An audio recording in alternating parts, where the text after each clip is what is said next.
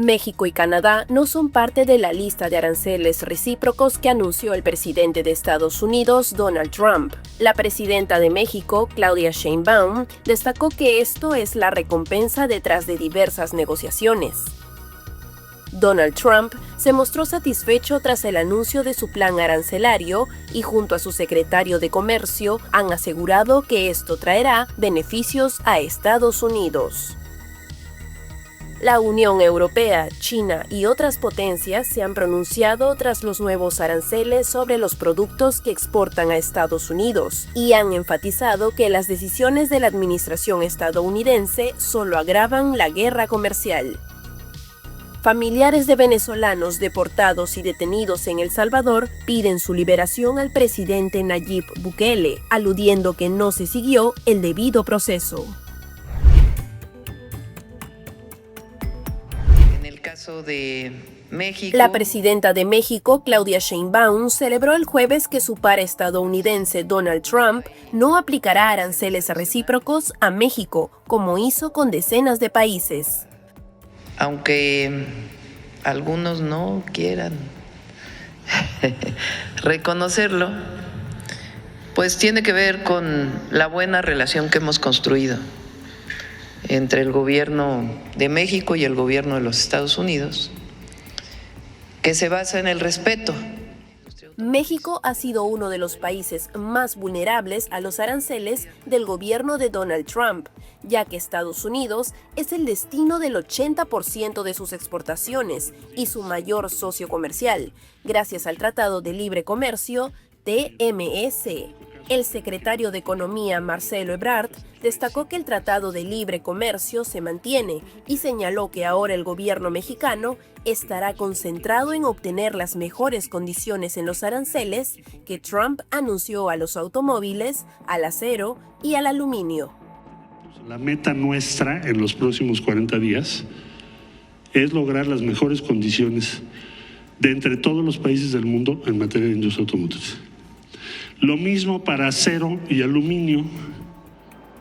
En ese sentido, la armadora Stellantis, que tiene plantas en la central ciudad de Toluca y en Saltillo, en el norte del país, anunció el jueves que pausaría la producción en algunas fábricas en México y Canadá. Se trata de las primeras interrupciones desde que Trump impuso aranceles a los vehículos fabricados en el extranjero y afectará directamente a miles de trabajadores.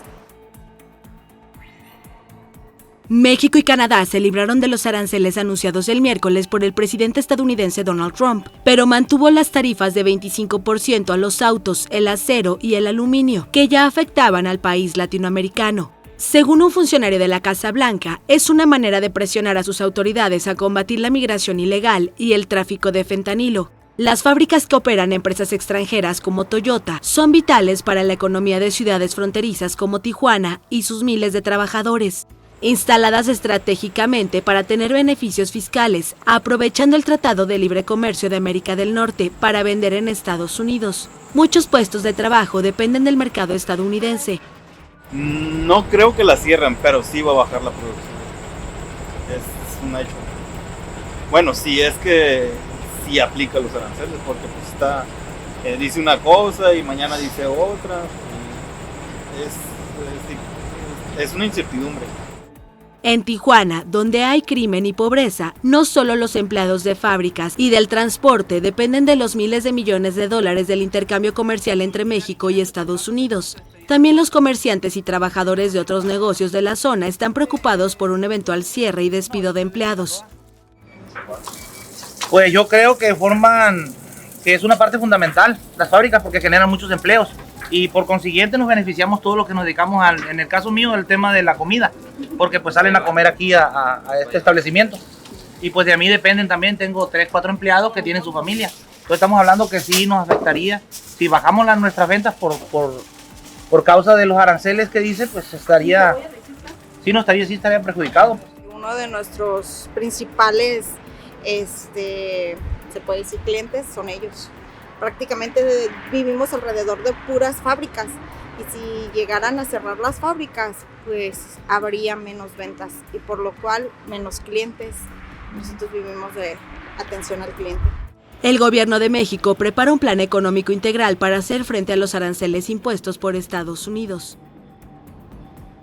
En el caso de México, pues no hay aranceles adicionales, tampoco a Canadá, aunque en el caso de Canadá hacen algunas especificaciones. Y eso es bueno para el país, aunque algunos no quieran reconocerlo, pues tiene que ver con la buena relación que hemos construido entre el gobierno de México y el gobierno de los Estados Unidos, que se basa en el respeto a nuestra soberanía, colaboración, coordinación, pero con respeto a México, a las y a los mexicanos y a la soberanía nacional. Y tiene que ver también con la fuerza de nuestro gobierno. Y como siempre digo, hay mucho pueblo en México. Esa es la fuerza de nuestro país. En eso radica, en que no hay división entre pueblo y gobierno. Tenemos todavía 2 decretos que hizo el presidente Trump relacionados con la industria automotriz y con el acero y aluminio, que es también para todo el mundo, no solamente es para México y Canadá. Es más, en el caso de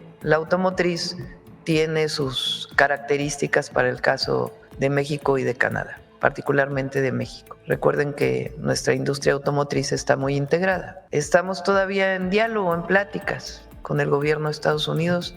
El secretario de Economía, Marcelo Ebrard, ha construido una muy buena relación con el secretario de Comercio, que se da a partir de las llamadas que hemos tenido con el presidente Trump. Es decir, no sé si recuerdan que la última llamada con el presidente Trump yo comenté que en el caso de aranceles recíprocos, a mi entender, pues no iba a haber aranceles porque como México no pone aranceles a Estados Unidos, pues Estados Unidos no pone aranceles a México. Eso lo dije desde la última llamada que tuvimos con el presidente Trump, lo dije en el Zócalo de la Ciudad de México. Y obviamente pues también con sus características que tiene que ver, repito, con lo que ha planteado para la industria automotriz, acero y aluminio. Pero es muy importante que se sepa todo aquello que mantiene cero aranceles dentro del tratado comercial con Estados Unidos, el tratado México-Estados Unidos-Canadá. Luego del esperado anuncio del presidente estadounidense Donald Trump de imponer aranceles recíprocos a numerosos países, no se hicieron esperar las reacciones internacionales. El Congreso de Brasil aprobó por unanimidad un proyecto que otorga herramientas al presidente Luiz Inácio Lula da Silva para responder a Trump. La ley de reciprocidad económica fue avalada el miércoles por la Cámara de Diputados, tras recibir un día antes el visto bueno del Senado. Por lo tanto, estamos a favor de la soberanía nacional, la defensa del agronegocio y la defensa de nuestra industria. Por eso votamos sí.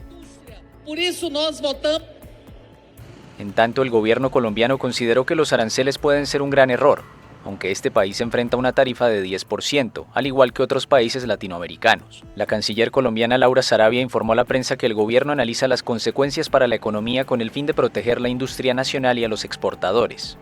Sino esta es una oportunidad para que nuestros productos sean competitivos, incluso en el mismo mercado estadounidense, entendiendo que el arancel que ha sido impuesto a Colombia es el de los más bajos en la decisión que hoy tomó el presidente Trump. Políticos europeos y un grupo industrial alemán criticaron los aranceles estadounidenses anunciados por el presidente Trump el miércoles, pero afirmaron que buscaban una respuesta serena. El mandatario republicano anunció un arancel de 20% a los productos procedentes de la Unión Europea. President Trump's announcement of universal tariffs. El anuncio del presidente Trump de aranceles universales para todo el mundo, incluida la Unión Europea, supone un duro golpe para la economía mundial. Lamento profundamente esta decisión. Seamos conscientes de las enormes consecuencias. La economía mundial sufrirá enormemente. La incertidumbre se disparará y desencadenará un mayor proteccionismo. Las consecuencias serán nefastas para millones de personas en todo el mundo. También para los países más vulnerables, que ahora están sujetos a algunos de los aranceles estadounidenses más altos. Lo contrario de lo que queríamos lograr. Vulnerable countries, which are now subject to some of the highest US tariffs. The opposite of what we wanted to achieve. Londres manifestó su esperanza de que el acuerdo económico que intenta alcanzar con Estados Unidos finalmente mitigue el impacto del arancel del 10% que Trump impuso al Reino Unido. Los productos chinos serán gravados con un 34% y Trump firma un decreto para anular la exención de impuestos aduaneros a pequeños paquetes por $800 o menos provenientes del país asiático. La Casa Blanca estima que las aduanas estadounidenses procesan más de 4 millones de paquetes exentos al día, una situación que aprovechan plataformas como Shein o Temu. Ante las posibles reacciones de los países, el Tesoro estadounidense recomendó que no tomen represalias, ya que de hacerlo habrá una escalada. Trump afirmó que está siendo benévolo al imponer la mitad de los aranceles que algunos países les han impuesto a los productos estadounidenses. Puso el ejemplo de China, que cobra hasta 67%, o Sudáfrica, que cobra 60%, al que Washington le impuso el 30%. Lo que verán es una disminución de los aranceles, la apertura de todos estos mercados globales a nuestra agricultura, a nuestros ganaderos, a nuestros pescadores. Verán que la producción estadounidense comienza a aumentar y finalmente será justa. Y creo que tenemos el síndrome de Estocolmo. Estamos tan acostumbrados a que nos maltraten y Donald Trump lleva 35 años hablando de esto. Estados Unidos compra los productos de todos, ellos compran. Nosotros compramos los bienes de todos. Simplemente tienen que tratarnos de una manera justa y ese es el problema. Creo que a largo plazo o incluso a mediano plazo, cabe esperar que los mercados de Estados Unidos de América tengan un desempeño extremadamente bueno. Y lo que sucede es que la gente cree que todo se trata de aranceles, se trata de esas barreras comerciales, no arancelarias. Y eso es lo que estamos abordando ahora. Espero que la mayoría de los países empiecen a examinar seriamente su política comercial hacia Estados Unidos y dejen de atacarnos. Dejen de decir que no podemos vender nuestro maíz a la India. Dejen de decir que no podemos vender nuestra carne en ningún sitio. Simplemente dejen de tratarnos tan mal si somos los más grandes consumidores del planeta.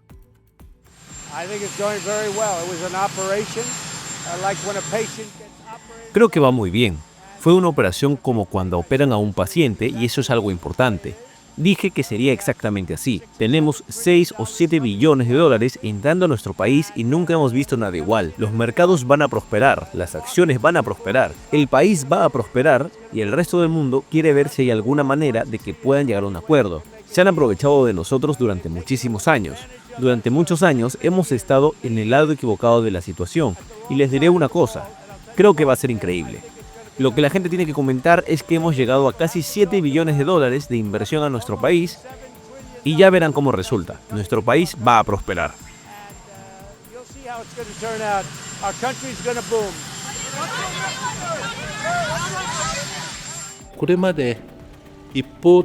Hemos pedido repetidamente al gobierno estadounidense que reconsidere sus medidas arancelarias unilaterales en varios niveles. Pero el hecho de que dichas medidas se hayan implementado a pesar de estos esfuerzos es extremadamente lamentable. Las amplias medidas de restricción comercial del gobierno estadounidense tendrán un impacto no solo en las relaciones económicas entre Japón y Estados Unidos, sino también en la economía global y en el sistema comercial multilateral en su conjunto. Estoy profundamente preocupado.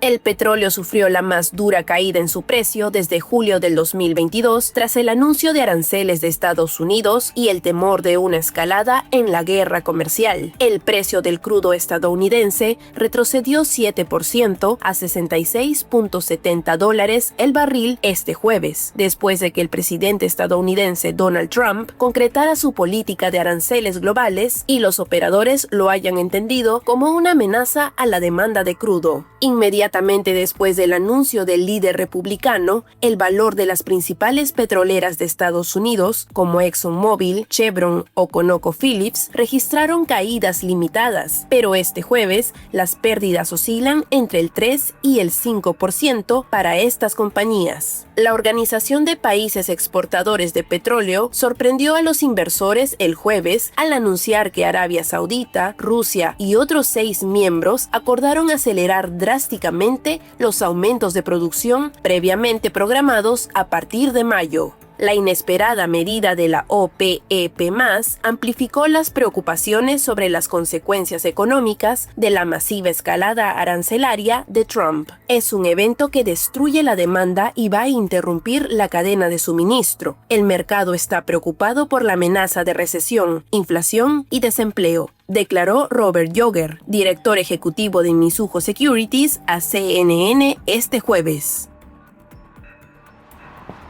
Las ventas mundiales del fabricante de autos eléctricos Tesla cayeron 13% en el primer trimestre, un impacto causado por el papel de su propietario Elon Musk en el gobierno de Donald Trump. Los 336.681 automóviles vendidos se convierten en la cifra más baja en casi 3 años, situándose por debajo de la franja de entre 355.000 y 360.000 estimada por la firma Woodbush. Los malos resultados llevaron a la caída de más de 6% en el valor de sus acciones en la apertura de Wall Street. Sin embargo, tras una publicación del medio político que asegura que Elon Musk dejará pronto o reducirá drásticamente su trabajo en el gobierno del presidente estadounidense, las acciones subieron 5.33% al final de la jornada. Musk, el hombre más rico del mundo y dueño también de SpaceX y la red X, promueve recortes de empleos en agencias federales a través del Departamento de Eficiencia Gubernamental. La marca ha sido objeto de críticas, vandalismo, protestas y llamados al boicot en Estados Unidos y otros países. Solo en el mes de marzo, sus ventas cayeron 36% en Francia y 63% en Suecia, mientras en el primer trimestre cayeron 56% en Dinamarca. Tesla redujo sus matriculaciones en un 49% acumulado en los meses de enero y febrero en la Unión Europea, cayendo a 19.046 vehículos y un 1.1% de cuota de mercado, según cifras publicadas el 25 de marzo por la Asociación de Constructores. Paralelamente, la marca pionera en autos eléctricos enfrenta con su gama envejecida una avalancha de nuevos modelos por parte de sus competidores, tanto europeos como asiáticos. El fabricante realiza esfuerzos por actualizar sus modelos, entre ellos el popular Model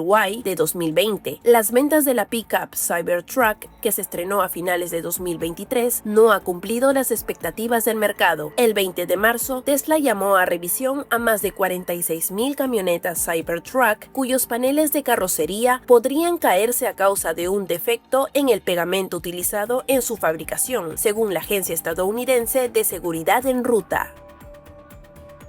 Las repercusiones del plan arancelario de Donald Trump iniciaron a manifestarse. Tras la conferencia de prensa del presidente de Estados Unidos, se ha reportado despidos temporales en automotrices de Canadá, México y Estados Unidos. Stellantis dice que ha pausado la producción en algunas de sus plantas de ensamblaje de automóviles de Canadá y México debido a los aranceles recientemente anunciados y que como resultado, algunos trabajadores norteamericanos también serán despedidos temporalmente. El grupo empresarial con sede en Ámsterdam dijo que 900 empleados estadounidenses por hora que fabrican sistemas de propulsión y estampados que abastecen a las plantas canadienses y mexicanas afectadas estarán entre los despedidos debido a la reducción de la producción. Seguimos evaluando los efectos a mediano y largo plazo de estos aranceles en nuestras operaciones, pero también hemos decidido tomar algunas medidas inmediatas, incluidas la pausa temporal de la producción en alguna de nuestras plantas de ensamblaje de Canadá y México, dijo Antonio Filosa, director de operaciones de Stellantis para América del Norte en un comunicado. La planta de ensamblaje en Windsor, Ontario, estará cerrada durante 2 semanas a partir de lunes y la planta de ensamblaje en Toluca, México, estará cerrada por el resto de abril también a partir de este lunes. Como se sabe, la administración de Trump impuso aranceles del 25% a todos los automóviles enviados a Estados Unidos desde otros países. Estas importaciones representan casi la mitad de los 16 millones de automóviles nuevos adquiridos en Estados Unidos en el 2024.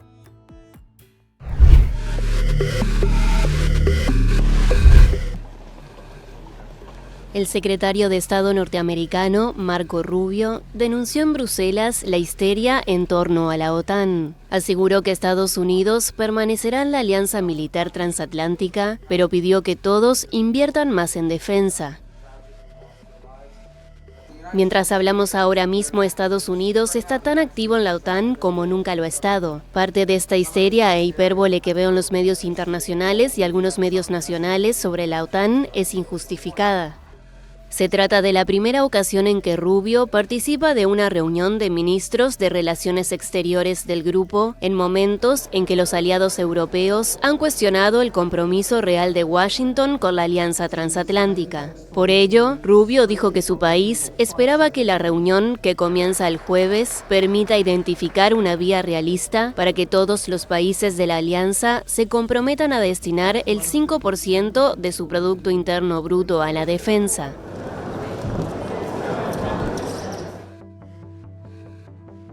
Un juez archivó el miércoles las acusaciones de corrupción contra el alcalde de Nueva York, Eric Adams. De esta manera se cerró la posibilidad de una reapertura del caso, como pidió el Departamento de Justicia de Donald Trump, que alegó que el proceso afectaba la lucha contra la inmigración en la ciudad. Ahora estoy feliz que nuestra ciudad finalmente pueda cerrar el libro sobre esto y centrarse únicamente en el futuro de nuestra gran ciudad. Quiero agradecer a los neoyorquinos que estuvieron a mi lado, que rezaron por mí, que me apoyaron desde el primer día y se mantuvieron conmigo mientras nos enfocamos en el trabajo que tenemos por delante. El alcalde demócrata estaba acusado de financiación ilegal de campaña política y de recibir sobornos de funcionarios y empresarios turcos, y corría el riesgo de enfrentar un juicio a partir de abril. Pero más importante para el alcalde, que se ha declarado inocente de estas acusaciones, es que el juez también cerró la puerta que pretendía dejar abierta el Departamento de Justicia para reactivar el caso en el futuro.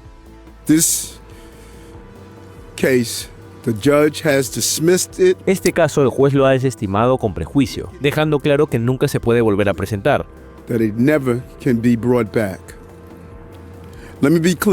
Déjeme ser claro, como he dicho todo este tiempo, este caso nunca debió haberse presentado, no hice nada malo.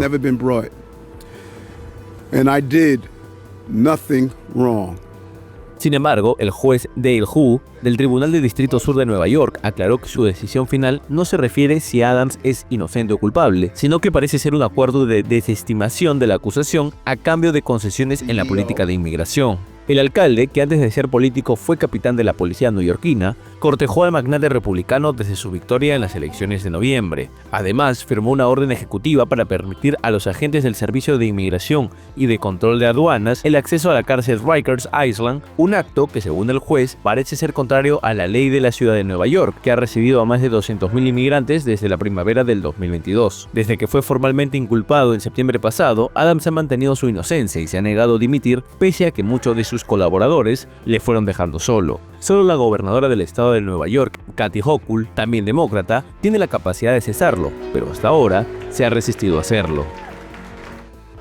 Familiares de un grupo de los más de 200 venezolanos deportados de Estados Unidos y enviados a una cárcel en El Salvador pidieron este miércoles en Caracas al gobierno del presidente Nayib Bukele la liberación de sus seres queridos y defendieron su derecho a migrar. En su mayoría madres, esposas o hermanas exhibieron carteles y fotografías de varios de los jóvenes encarcelados en suelo salvadoreño debido a la ley de enemigos extranjeros invocada por la administración de Donald Trump para su deportación. Josleidis Chacón es la esposa de John William Chacín, un tatuador profesional de 35 años que durante 14 meses estuvo en centros de detención en Estados Unidos, tras lo que pidió su deportación voluntaria. Mis hijos están angustiados, su mamá está enferma, su mamá lo está esperando. Está desesperada, acá no pudo venir por problemas de salud.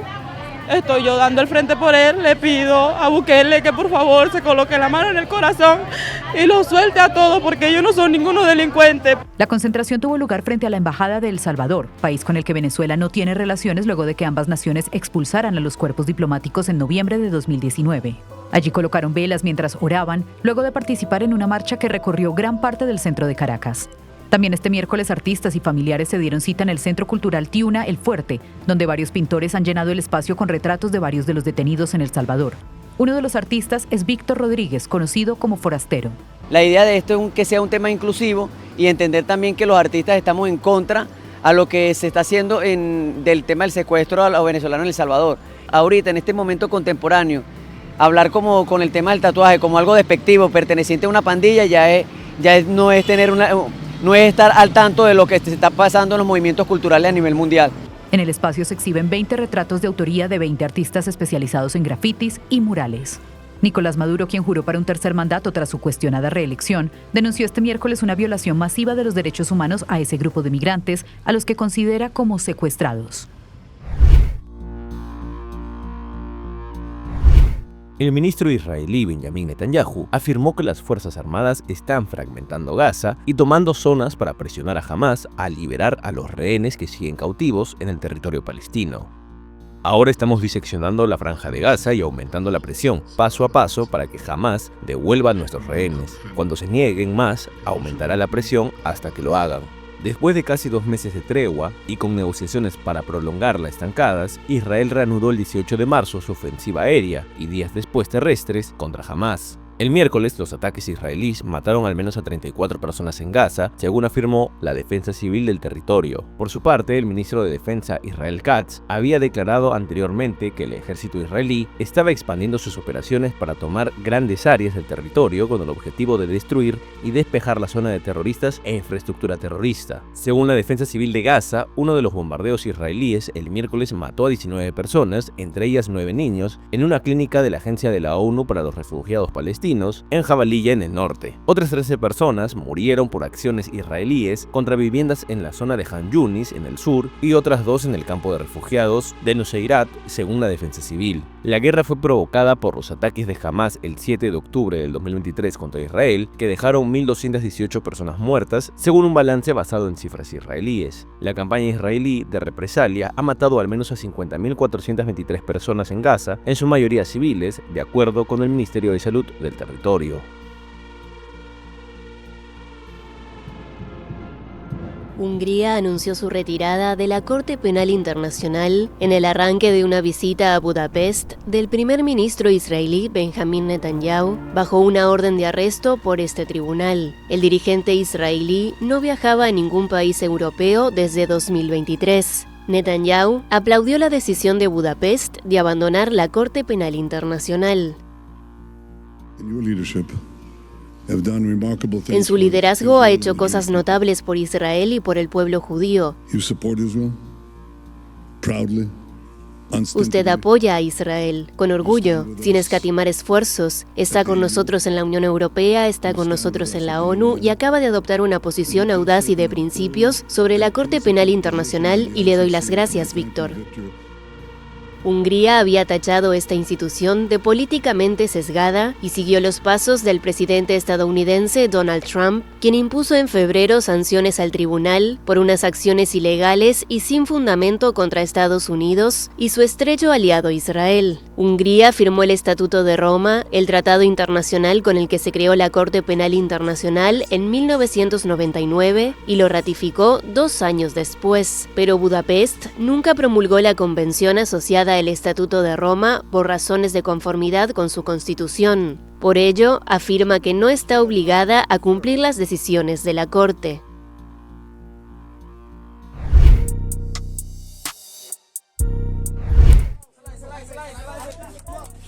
Seis días después del terremoto que devastó Birmania, una buena noticia para los socorristas que siguen buscando sobrevivientes entre los escombros. En la capital, un hombre de 26 años fue sacado vivo de entre los escombros de un hotel que se derrumbó. Otro hombre, un maestro de 47 años, fue rescatado en Sagaing, a unos 10 kilómetros del epicentro del terremoto de magnitud 7,7. Pero no todos los rescates terminan bien. En Mandalay, una mujer embarazada fue rescatada después de más de 55 horas bajo los escombros de un bloque de apartamentos que se había derrumbado. Pero poco después fue declarada muerta. Según el último balance del jueves, el número de muertos por el terremoto superó las 3.000 personas. Más de 340 están además desaparecidas, mientras que unas 4.700 resultaron heridas. 17 países enviaron equipos de rescate a Birmania, que recibió además casi 1.000 toneladas de material de emergencia. Las malas telecomunicaciones y la infraestructura dañada dificultan la distribución de ayuda. Sagaing es la ciudad más afectada. Aquí la destrucción está muy extendida, con un 80% de los edificios dañados. Necesitamos ayuda, comida y un sitio para quedarnos. Por ahora hacemos fila para conseguir algo para comer. El terremoto de magnitud 7,7 también se sintió en Tailandia, donde dejó decenas de víctimas.